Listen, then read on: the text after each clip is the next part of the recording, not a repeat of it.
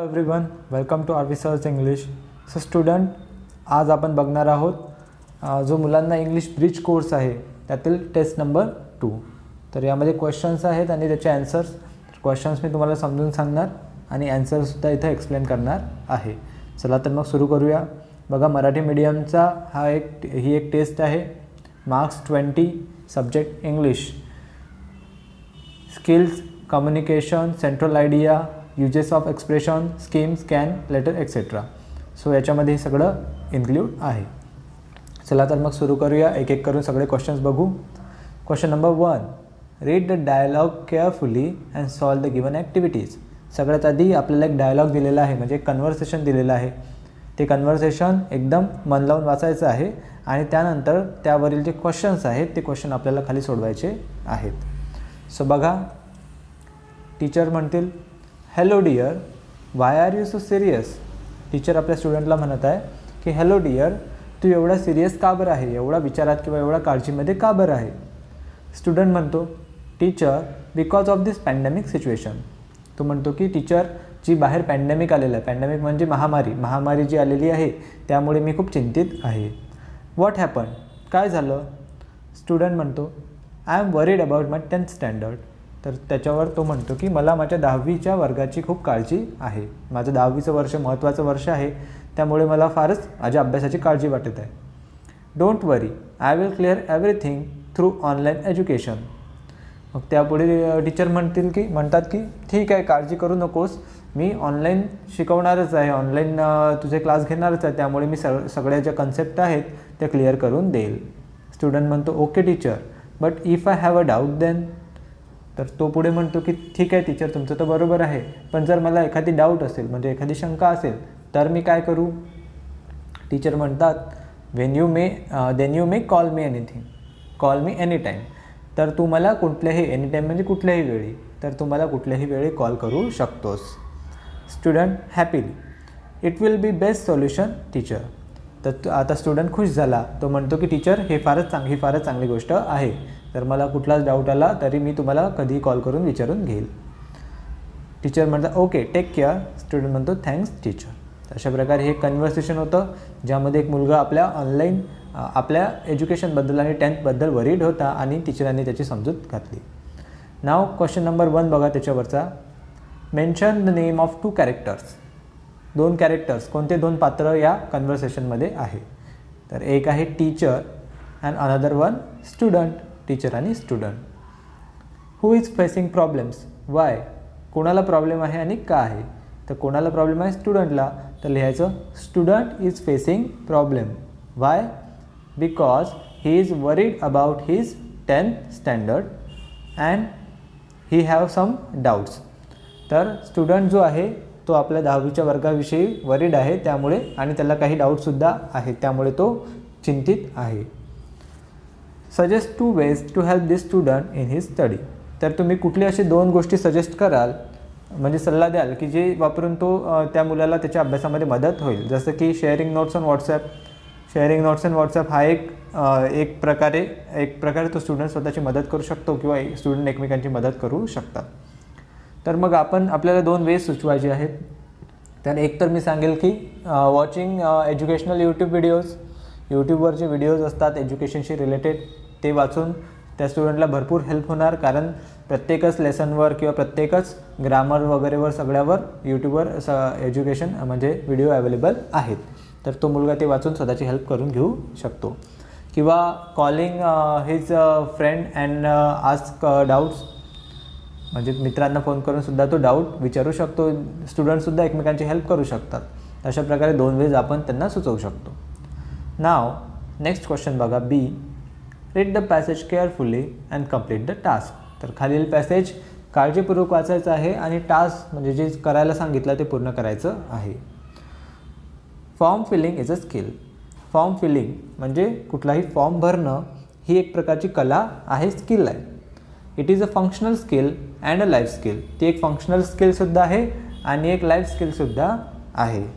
Today a big amount of data is collected offline and online through forms. तर आपल्याला माहिती आहे की आजकाल खूप मोठ्या प्रमाणात जी माहिती आहे ती ऑनलाईन फॉर्ममधून किंवा ऑफलाईन फॉर्ममधून गोळा केल्या जाते. म्हणजे जेव्हा आपण कधीही कोणत्याही गोष्टीचा फॉर्म भरतो तेव्हा आपण त्यांना जवळपास आपली सगळीची सगळी माहिती, नाव, आपला पत्ता, आपला कॉन्टॅक्ट नंबर, त्यानंतर आपलं वय वगैरे जे असेल नसेल ते सगळं आपण त्या लोकांकडे जमा करतो, आपली पूर्ण माहिती. सो अशा प्रकारे खूप सारा डाटा जो आहे, खूप सारी माहिती जी गोळा झालेली असते फॉर्म्समधून. From a tedious task of uninteresting task, the online tools have made form filling a unique experience. तर अशा प्रकारे एक टेडियस म्हणजे एकदम असा कंटाळवाणी जी गोष्ट होती त्यावरून एक इंटरेस्टिंग गोष्ट फॉर्म फिलिंग ही झालेली आहे. का बरं? कारण आता फॉर्म फिलिंग जी आहे ती ऑनलाईन पद्धतीनं करण्यात येते. आधी कसं होतं की जिथचं फॉर्म आपल्याला भरायचं तिथे जाऊन तो फॉर्म घेऊन या, तो फॉर्म आपल्या हाताने पेनाने भरा, त्यानंतर तो पुन्हा तिथे जाऊन जमा करा. तो खूप वेळही जात होता आणि खूप असं त्रासदायक काम होतं. बट आता ऑनलाईन असल्यामुळे आपण त्यांच्या वेबसाईटवर गेलो की लगेच फॉर्म ओपन होतो आणि तिथल्या तिथे आपण तो भरून सबमिटसुद्धा करू शकतो. सो खूप सारा पैसा वेळ वाचून जातो आपला. We will see how offline and online forms are filled and what steps are followed and what care is taken while filling the form. तर आपण बघणार आहोत की कशा प्रकारे ऑनलाईन फॉर्म भरला जातो, कोणत्या कोणत्या स्टेप्स जे आहेत ते फॉलो कराव्या लागतात आपल्याला आणि कोणते कोणते केअर म्हणजे कोणती कोणती काळजी घ्यावी लागते. तर अशा प्रकारे हा एक छोटासा पॅरेग्राफ होता. नाव क्वेश्चन 1 आहे मॅच द पेयर्स म्हणजे जोड्या लावा. फर्स्ट बघा फॉर्म फिलिंग. फॉर्म फिलिंगची जोडी लागेल फंक्शनल स्किल. फॉर्म फिलिंग काय आहे? एक फंक्शनल स्किल आहे. सेकंड आहे डेटा कलेक्शन. डेटा कलेक्शनचं आहे ऑफलाईन और ऑनलाईन. तर ही जोडी याच्याशी. तर अशा प्रकारे या 2 जोड्या होत्या. त्यानंतर नेक्स्ट क्वेश्चन आहे state whether the true or false म्हणजे बरोबर की चूक ते लिहा. First, form filling can not be associated as a life skill. Form filling ही लाईफ स्किल नाही. ट्रू आहे की फॉल्स आहे? Of course false. पहिल्याचं उत्तर काय? फॉल्स. सेकंड आहे the online tools make form filling and unique experience. Online टूल्समुळे फॉर्म फिलिंग हा एक युनिक एक्सपिरियन्स झालेला आहे म्हणजे खूप चांगला अनुभव झालेला आहे. True or false? Of course it's true. सेकंडचा आन्सर आहे ट्रू. आणि थर्ड आहे the extract hint at stepwise procedure and care is essential while filling form. Form भरताना प्रत्येक स्टेपवर काही ज्या हिंट्स असतात म्हणजे जे महत्त्वाच्या सूचना असतात त्या लिहिलेल्या असल्याच पाहिजे. तर हे योग्य की चूक आहे? तर ऑफकोर्स काय योग्य म्हणजे ट्रू आहे. तर थर्डचा आन्सरसुद्धा काय होईल? True. Question number 2 A. Read the passage carefully and complete using proper expression. तर खाली दिलेला पॅसेज आपल्याला काळजीपूर्वक वाचायचा आहे आणि योग्य एक्सप्रेशन योग्य जागी भरायचे आहेत. तर काही ऑप्शन्स दिलेले आहेत आपल्याला. As a result, can't help, can't wait, as far as, just a minute, just now, as well as. तर हे सगळे आपल्याला एक्सप्रेशन दिलेले ते योग्य रकान्यांमध्ये भरायचे आहेत. चला तर मग बघूया. Once upon a time there were 2 friends in a well known company. तर एकेकाळची गोष्ट आहे की एका खूप मोठ्या वेल नोन कंपनीमध्ये 2 मित्र काम करत होते. Both were workers dash union leaders. दोघं पण वर्कर्स होते डॅश युनियन लीडर्स होते. तर इथे काय लागेल? इथे लागेल ॲज वेल ॲज म्हणजे त्यासोबतच. बोथ वेअर ते दोघं पण वर्कर्स होते त्यासोबतच म्हणजे as well as union leaders पण होते. One day their manager call them to discuss on a topic. एक दिवस त्यांच्या मॅनेजरनी त्यांना एका महत्त्वाच्या टॉपिकवर बोलायसाठी डिस्कशन करायसाठी बोलवलं. The peon of that office went to them and gave the message. तिथला जो पिओन होता तो त्या दोघांकडे गेला आणि त्यांना मेसेज दिला. But one of them was not present there. पण त्या दोघांपैकी एक तिथे उपस्थित नव्हता. Second one told him that. दुसरा जो मित्र होता त्याने त्याला सांगितलं की just now I cannot come with you. जो डॅश आहे डॅशच्या जागी काय भरायचं? जस्ट नाऊ म्हणजे आत्ता मी तुझ्यासोबत येऊ शकणार नाही. Because just a minute I go म्हणजे थोडा वेळ आधीच my friend went to the another section to bring needful material. माझा मित्र दुसऱ्या सेक्शनमध्ये काही महत्त्वाचे मटेरियल म्हणजे सामान आणण्यासाठी गेलेला आहे. And as far as I know. या डॅशमध्ये काय लागेल? ॲज फार ॲज जेवढं मला माहिती आहे. And as far as I know he will come within an hour. आणि जेवढं मला माहिती आहे त्यानुसार तो 1 तासानंतर परत येईल. Peon told him that dash him for long time and return to the office. So पियॉनने त्याला सांगितलं की peon told him that he can't wait. इथे काय लागेल, कांट वेट हिम, म्हणजे तो त्याची वाट बघू शकणार नाही फॉर अ लॉंग टाईम, खूप वेळ, and return to the office. आणि तो पुन्हा ऑफिसला गेला and told what happen to the manager. आणि मॅनेजरला त्याने सांगितलं की काय झालं. Manager irritated and told that ही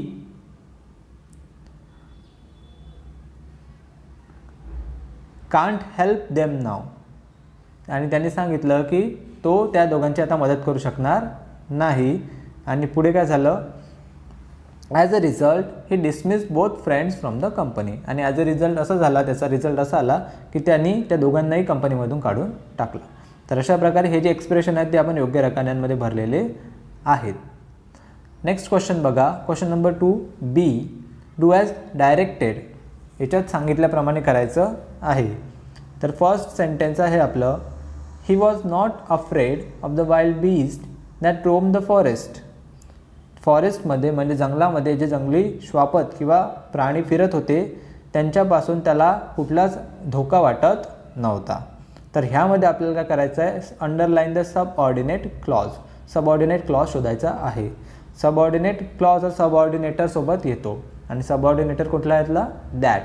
आणि दॅटच्या पुढचं वाक्य काय आहे, सबऑर्डिनेट क्लॉज. म्हणजे दॅट रोम द फॉरेस्ट हे आपलं या वाक्यातील सबऑर्डिनेट क्लॉज आहे. सेकंड बघा, his master starved his slaves and often whipped him. त्याचा मास्टर त्यांना उपाशी ठेवायचा आणि कधी कधी मारझोडसुद्धा करायचा. So identify the type of sentence. कुठल्या प्रकारचं सेंटेन्स आहे. So it's a compound sentence. दोन वाक्य एकत्र आलेले आहेत. His master starved his slaves and often whipped him. तर दोन वाक्य आहेत म्हणून आणि अँड या शब्दाने जोडलेले आहेत. सो हे कंपाऊंड सेंटेन्स आहे. त्यानंतर he was free as a bird to go wherever he wished. याच्यामधील पिकआउट इन्फिनिटिव्ह, यातला इन्फिनिटिव्ह शोधायचा आहे. इन्फिनिटिव्ह नेहमी टू सोबत येतो. तर यातला इन्फिनिटिव्ह कोणता आहे, टू गो. आणि फोर्थ आहे, Androcles did not like his heartless wicked master. अँड्रोक्लसला त्याचा हार्टलेस विक्ड म्हणजे निष्ठुर आणि दृष्ट मास्टर म्हणजे मालक आवडत नव्हता. तर identify the type of sentence. Which type of sentence it is. तर हा आहे निगेटिव्ह सेंटेन्स. हे एक निगेटिव्ह सेंटेन्स आहे. तर अशा प्रकारे हे होते सेंटेन्सचे प्रकार आणि डू ॲज डिरेक्टेड, ज्यामध्ये आपण types of sentence, clause, infinitive आणि पुन्हा एक टाईप ऑफ सेंटेन्स शोधलं. त्यानंतर क्वेश्चन नंबर 3 बघा. A. Choose the appropriate word preposition to fill in the blanks. तर ब्लँक्समध्ये ज्या म्हणजे रिकाम्या जागा आहेत त्यामध्ये या दोन ऑप्शनपैकी एक ॲप्रोप्रिएट ऑप्शन भरायचं आहे. We dash the detail discussion about it. तर याच्यामध्ये ऑप्शन मेड आणि मेड दोन आहे. MAID मेड म्हणजे नौकर आणि MADE मेड म्हणजे करणे. तर इथे आपल्याला जे सेकंड मेड आहे ते कामाचं आहे किंवा ते योग्य ऑप्शन आपलं आहे. We made the detail discussion about it म्हणजे आम्ही त्यावर डिटेल डिस्कशन केलं. सो हे सेकंड ऑप्शन MADE मेड हे आपलं उत्तर आहे. त्यानंतर सेकंड आहे, the students put their books dash the table. त्या मुलांनी त्या बुक्स ठेवल्या. कुठे ठेवल्या, टेबलवर ठेवल्या. So on the table. तर आपला ऑप्शन काय म्हणजे आपला आन्सर आहे ऑन. त्यानंतर question number 3, fill in the blanks using the appropriate word. तर खाली क्वेश्चन नंबर 3B भरायचा आहे, fill in the blanks with appropriate using appropriate words. तिथं योग्य शब्द लिहायचे आहेत. ऑप्शन्स आहे Riya Patil, register, studying, living, thank you, received, documents आणि ग्रेटफुल. तर योग्य ठिकाणी योग्य शब्द भरायचे आहेत. तर हे एक फॉर्मल लेटर आहे. Riya Patil, class 10th division B, Shri RS school, Mahul, Nagpur. आणि तारीख आहे 23 जुलै 2021. तिने लिहिलेलं पत्र आहे to the honourable principal. To the honourable प्रिन्सिपलला पत्र लिहिलं आहे. त्यामध्ये तिने म्हटलं आहे की पुढे लिहिलं श्री राजेंद्र हायस्कूल, महाल, नागपूर. सब्जेक्ट आहे application for a duplicate copy of dash certificate. तिला कुठल्या तरी सर्टिफिकेटची कॉपी हवी आहे. तर कुठली कॉपी, तर लिव्हिंग सर्टिफिकेट. लिव्हिंग सर्टिफिकेटची कॉपी हवी आहे. तर इथं भरायचं लिव्हिंग. त्यानंतर dear sir, I am dash in standard X. तर इथे लागेल studying. I am studying in standard X. मी 10वीमध्ये शिकत आहे. Division B. I request you to issue me a duplicate copy of living certificate. पुढे म्हणते की ती सरांना म्हणते किंवा ऑनरेबल प्रिन्सिपलला म्हणते की मी तुम्हाला रिक्वेस्ट करते की मला लिव्हिंग सर्टिफिकेटची एक डुप्लिकेट कॉपी हवी आहे. I want it because I have been selected for a board scholarship examination. मला ती हवी आहे कारण मी अबॉर्ड स्कॉलरशिप एक्झामिनेशनमध्ये सिलेक्ट झालेली आहे. Yesterday I dash their mail. तर येस्टरडे काल इथे भरायचं आहे received. Yesterday I received their mail and they instructed me to submit all the documents till 30 of this month. तर 30पर्यंत डॉक्युमेंट जमा करायचे आहेत. माय डॅश नंबर. सो इथे येईल register. My register number is 10011. Please issue me duplicate copy of living certificate. Please consider my request. I will be very grateful for this favour. तर इथे काय येईल grateful. I promise to increase my ranking in higher studies. मी promise करते की मी higher स्टडीजमध्ये माझी rank improve करेल. तर इथे येईल थँक्यू वरच्या डॅशमध्ये. त्यानंतर युअर ओबिडियंटली आणि खाली तिचं नाव रिया पाटील. अशा प्रकारे आपल्याला हे कंप्लीट जो फॉर्म आहे लेटर आहे ते फिल करायचं आहे. तर हे होतं आपलं 10th ब्रिज कोर्सची एक टेस्ट नंबर 2. तर आय होप तुम्हाला व्हिडिओ आवडला असेल आणि सर्व प्रश्न आणि त्याचे आन्सर समजले असतील. काही तुम्हाला जर प्रॉब्लेम असेल किंवा काही क्वेरी असेल तर तुम्ही कमेंट सेक्शनमध्ये विचारू शकता.